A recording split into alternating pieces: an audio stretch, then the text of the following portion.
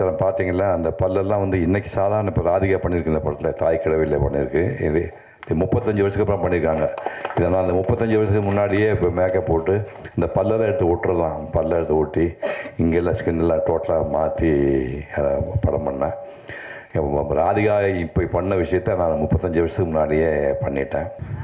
ஏன்டா சின்ன பையன் எங்கே தான்டா இருப்பாங்க, உங்களுக்கு என்ன பிரச்சனை இல்லை? இந்த கேள்வி நான் கேட்கல. என்ன பிரச்சனை? இன்னும் சின்ன பையன் எங்கே தான் இருப்பான், அது என்ன உங்களுக்கு பிரச்சனை? உங்களுக்கு வயசானா 80 வயசான கிழவனா தெரியுமா? இல்லை அவர் வந்து 67 வயசு பின்னாடி பார்க்குறது 84 வயசு, அவர் வயசாக தெரியும். நான் சின்ன பையன் தான்டா, எனக்கு என்ன பிரச்சனை உங்களுக்கு? ஐயோ போங்கடா. 7:20க்கு சொல்கிறாங்க சிறந்த படம் மறுபக்கம் சிறந்த நடிகர் சிவகுமார்னு.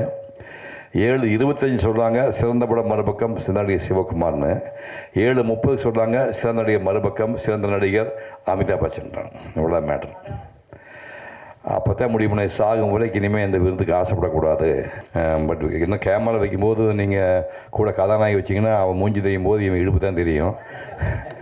அப்போ இவன் மூஞ்சி வச்சா கதாநாயகி உருவமே தெரியாது. கொஞ்சம் கீழே அவனை படுக்க வச்சு கதாநாயகி பக்கத்தில் உட்கார வச்சு ஷூட் பண்ணிக்கலாம். அந்த மாதிரி ஒரு அப்போ வாய்ப்பு தயவு செய்து அவர் கொடுங்க. அசோக் ட்ராமா இந்தியா பூராமல் 1000 ட்ராமா, மேட்சஸ் போய் கல்கட்டா தவிர போய் 1000 ட்ராமா போட்டு நடிப்பை வளர்த்துட்டேன். சும்மா நடிப்புலாம் வந்து சீமந்த காயின்லாம் நடிப்பு வந்துடாது. புரியுது நம்மளுக்கு? உலக போட்டி இனிமேல் எம்ஜிஆர் மாதிரி ஒரு நடிகன் இந்த மண்ணில் பிறக்க முடியாது. ஒரு நடிகன் 4ஆம் கிளாஸ் படித்த நடிகன் 4 ஆண்டு போனார். இன்னொரு எம்ஜிஆர் பிறக்க முடியாது. உலகத்திலேயே சிவாஜி மாதிரி வேஷம் போட்டாலும் இனிமேல் பார்க்க உலகத்திலேயே பெரிய நடிகன். அவங்க எல்லாம் நமக்கு முன்னாடி வாழ்ந்துட்டு பெரிய சாதனை பண்ணிட்டு எம்ஜிஆர் 71 வயசுலேயும் சிவாஜி அவருடைய 72 வயசுலேயும் போயிட்டாங்க. இந்த பொடி பையன் 84 முடிஞ்சு 87 வாழ்ந்துட்டுருக்குறேன். புரியுது உனக்கு? இது பெரிய சாதனை இல்லை, இது சாதனை இல்லை. கடைசி மூச்சு வரைக்கும் என் வாழ்க்கையில் ஏதாவது பண்ணணும், ஏதோ பண்ணணும் முடிவு ஆர்வத்தில் இருக்கிறதுனால வந்து எடுத்த உடனே உங்களுக்கு எல்லா வெற்றி வேணும்னு எதிர்பார்க்காதீங்க. இன்றைக்கி வந்து விருது வாங்குகின்ற ஒரு ஃபீச்சர் ஃபில்முக்கோ ஒரு ஃபீச்சர் ஃபில்முக்கோ டாக்குமெண்ட்ரிக்கோ ஷார்ட் ஃபில்முக்கோ அவார்டு வாங்குகிற எல்லாருக்கும் வாழ்த்து சொல்கிறேன். ஃப்யூச்சரில் எடுக்க போகிறவங்களுக்கு வாழ்த்து சொல்கிறேன்.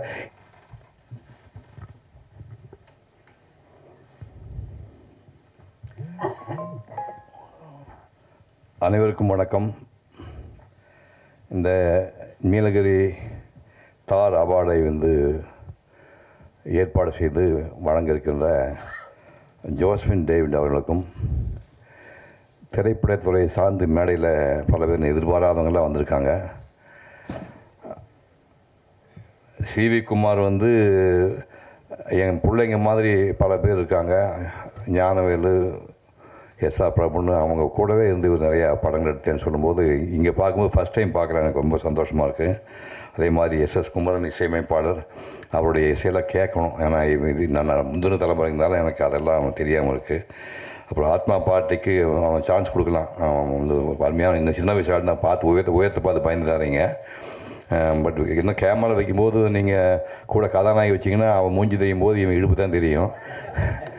அப்போ இவன் மூஞ்சி வச்சா கதாநாயகி உருவமே தெரியாது. கொஞ்சம் கீழே அவனை படுக்க வச்சு கதாநாயகி பக்கத்தில் உட்கார வச்சு ஷூட் பண்ணிக்கலாம். அந்த மாதிரி ஒரு அப்போ வாய்ப்பு தயவு செய்து அவர் கொடுங்க. அசோக் பாலகிருஷ்ணன் அவன் அருமையான ஆக்டர், அவன் ரொம்ப ஃப்யூச்சர் நிறையா இருக்குது. இப்போ இந்த நிகழ்ச்சியில் நான் வந்து feature film, short film, animation இந்த மாதிரி படமெல்லாம் எடுத்து அதுக்கு அவார்டு வாங்க பல பேர் வந்திருக்கீங்க. ஃப்யூச்சர்லேயும் அவார்டு எதிர்பார்த்து வந்திருக்கீங்க. ஜோஸ்பின் முதலே சொன்னாங்க, இந்த மாதிரி ஒர்க்கெல்லாம் சீக்கிரமாக மரியாதை கிடைக்காது. இப்போ பொதுமக்கள் இடத்துலையோ பள்ளிக்கூடத்துலையோ கல்லூரிலையோ அதுக்கு வந்து அங்கீகாரம் கம்மியாக தான் இருக்குது. பட் அதுக்கு ஹெல்ப் பண்ண தான் இந்த நிகழ்ச்சியை ஆரம்பிக்கன்னு சொல்கிறாங்க. பயந்துடாதீங்க, அது எல்லாமே எடுத்தோடனே கிடச்சிடாது. நான் வந்து இப்போ நீங்கள் பார்த்த மறுபக்கம் படம் வந்து 1990 ஷூட் பண்ணோம். 90 தான் அந்த அவார்டுக்கு வந்து 91 அவார்டு கொடுத்தாங்க. அந்த மேக்கப்பு சமாச்சாரம் பார்த்தீங்களா, அந்த பல்லெல்லாம் வந்து இன்றைக்கி சாதாரண இப்போ ராதிகா பண்ணியிருக்கு இந்த படத்தில், தாய் கிழவியில் பண்ணியிருக்கு. இது 35 வருஷத்துக்கு அப்புறம் பண்ணியிருக்காங்க.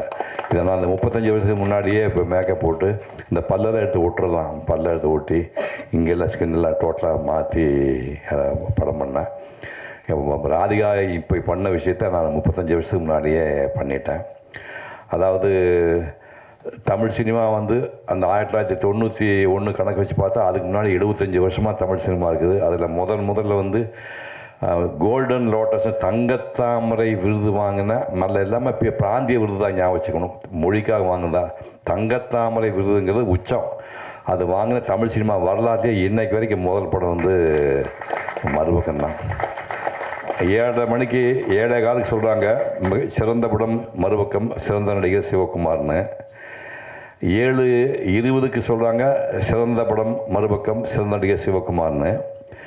7:25 சொல்கிறாங்க சிறந்த படம் மறுபக்கம், சிறந்த நடிகர் சிவகுமார்னு. 7:30 சொல்கிறாங்க சிறந்த நடிகர் மறுபக்கம், சிறந்த நடிகர் அமிதாப் பச்சன்றாங்க. இவ்வளோ மேட்ரு. அப்போ தான் முடிவு பண்ண சாகும் வரைக்கும் இனிமேல் இந்த விருதுக்கு ஆசைப்படக்கூடாது அப்படின்னு விருது வாங்கிட்டான். அதுக்கப்புறம் 2005 ஏன்டா நடிக்க நிறுத்தின்னு கேட்டாங்க. நடித்து போர் அடிச்சு போச்சு, இனிமேல் கொடுத்து என்ன கொடுக்க போகிறீங்க, இந்த பக்கம் வெள்ளை முடிங்க போய் கிரே வச்சு அதை வச்சு தாத்தா வேஷம் தான் கொடுக்க போகிறீங்க, அதெல்லாம் வேண்டான்னு சொல்லி தான் நான் வந்து பேச்சாளனாக மாறினேன். பேச்சாளனாக மாறி 67 வயசில் 10,000 பாட்டு உள்ள கம்பராமாயணம் 10,000 பாட்டு 1000 சுருக்கி 1100 ஆக்கி 100 பாட்டை நீங்கள் சொல்லணும், வாயில் சொல்லிட்டு இருக்கணும். 100 பாட்டு மனப்பாடமாக சொல்லணும். பாட்டு முடியும் போது கம்பராமாயண கதை மொத்தத்தையும் சொல்லிடணும். புரிஞ்சுங்களா? நெட்டில் போய் கம்பன் காதலன் சிவகுமார்னு நெட்டில் ஓப்பன் பண்ணுங்கள், 10 சாப்டர் வருது. புரியுது உங்களுக்கு? ஒரு பாட்டு சொல்கிறேன். 67 வயசில் இந்த பையன் உட்காந்துருக்கான் நந்தா வயசு. அவன் வந்து புஸ்தகம் கூட 8ஆம் தேதி வெளியிட போகிறாங்க. அந்த மாணிக்கம் அந்த படம் பார்த்தா பிரிவுலேயே நான் பாராட்டி பேசினேன். சமுத்திரகனி பாராட்டினா, தம்பியும் பாராட்டி பேசினேன். அது ஒரு மிகச்சிறந்த படம், உலகளவுலேயே நிறைய அவார்டுகளை வாங்கின படம். அதை வந்து இப்போ சிந்து பைரவி பருத்தி வேணும் கூக்கிற மாதிரி அது புத்தகமாக போடுறாரு. அந்த திரைக்கதை வாசனை மொத்தத்தையும் புத்தகமாக போட்டு 8ஆம் தேதி ரிலீஸ் பண்ணுறாரு. இவர் மகாபெரிய கலைஞர். அதாவது எல்லா படம் எடுக்கலாம், அந்த வாழ்க்கை சம்மந்தப்பட்டு நம்ம வாழ்க்கையை அடிப்படையை ஒட்டி அதை ஒட்டி படம் எடுக்கிறது பெரிய விஷயம். அது ஒரு மகத்தான படம். அந்த படம் எடுத்த மனுஷன் இங்கே வந்திருக்கான். இப்படி ஆரம்பித்து கம்பராமாயணம் வந்து 10,000 பாட்டு 67 வயசு ஞாபகம் வச்சுக்கிங்க. இங்கே யார் 67 வயசு இருக்கீங்க? ஒருத்தங்க கிடையாது, எல்லாம் பொடி பசங்க தான் இருக்கீங்க.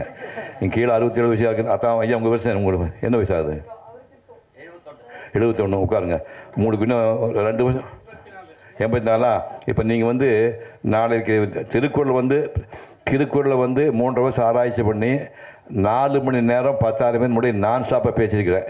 நீங்கள் உங்களுக்கு சான்ஸுக்கு ட்ரை பண்ணீங்களா? திருக்குறளை 4 மணி நேரம் 10,000 பேர் முன்னாடி பேப்பர் மனசுலாம் நீ பேசணும். ட்ரை பண்ணிங்கன்னா வயசு நான் 50 ஆயிடுச்சு, ஓகே தான். நான் 81 வயசில் 10,000 பேர் முன்னாடி பேசினேன். இப்போ எல்லாமே படித்த பசங்க தான். 2 பாட்டு சொல்கிறாங்க, திருப்பி சொல்லி பாருங்க. யாராவது ஒருத்தர் சொல்லுங்கள். உண்மையிலே பாக்கெட்டில் காசு வச்சுருக்கேன், கொடுக்குறேன். வெய்யோனுடைய தன்மையனியின் விரிசோதியின் மறைய பொய்யோ எனும் இடையாளோடும் இளையானோடும் போனான் மையோ மரகதமோ மறிகடலோ மழைமுகிலோ ஐயோ இவன் வடிவென்பதோர் அழியா அழகுடையான். திருப்பி சொல்லுங்க யாராவது. திரும்ப 1000 கொடுக்குறேன். அதை விட எளிமையான பாட்டு சொல்ல. வல்லறக்கரின் மால்வரை போய் விழுந்து அல்லறக்கின் உருக்கடல் காட்டு அதற்கு கல்லறக்கும் கடுமை இல்லை நின் சில்லறை கொண்ட சேவடி போதென்றான். இது என்ன அர்த்தம் சொன்னாலும் 1000 கொடுக்குறேன். நந்தா பெரியசாமி சொல்றா தம்பி, வம்பு இருக்கு இல்லையா? சரி, இதெல்லாம் வந்து நான் பண்ணேன். அந்த மறுபக்கம் வந்து நான் கடைசி வினாடியில் அது போயிடுச்சு. அந்த அவார்டு வந்து போயிடுச்சு, நம்ம அதுக்குள்ளே போக வேண்டாம். அப்போ தான் இந்த அவார்டு வெற்றி பாராட்ட மறந்து தொழில் பண்ண ஆரம்பிச்சு தான் நான் இப்போ 81 வயதில் 2002 10,000 பேர் முன்னாடி திருக்குறளை ஒரே நிகழ்ச்சினா. இப்போ அதை இப்போ நம்ம போட்டுட்ருக்க முடியாது. இப்போ நான் என்னோட ஒரே ஒரு விருப்பம் என்னென்னா, நீங்கள் யாருமே வருத்தப்பட்டாதீங்க. நமக்கு என்ன இப்போ டாக்குமெண்ட்ரிங்கிறாங்க, டாக்குமெண்ட்ரி ஃபீச்சர் ஃபிலிமுக்கு கஷ்டம். நீங்கள் 5 லட்சம் ரூபா சின்ன தொகை நினச்சிக்காதீங்க. சிவகுமாரோடைய முதல் படத்துக்கு என்ன காசு அப்படின்னு தெரியுமா? 3 லட்சம் ரூபா. அது அந்த ஃபிலிம் வந்து அப்போ அந்த கோடாக் ஃபிலிம் வந்து பிளாக் அண்ட் ஒயிட் வந்து 250 ரூபா. ஒரு ஃபிலிம் ரோல் வந்து 250 ரூபா. 1965 ஒரு ஃபிலிம் ரோல். ஒரு படம் எடுக்கிறதுக்கு மொத்த செலவு 3 லட்சம் ரூபா தான் ஆகும். கலர் படம்லாம் வந்ததுக்கப்புறம் வந்து சிவகுமாரோட 100வது படத்துக்கு என்ன காசு தெரியுமா?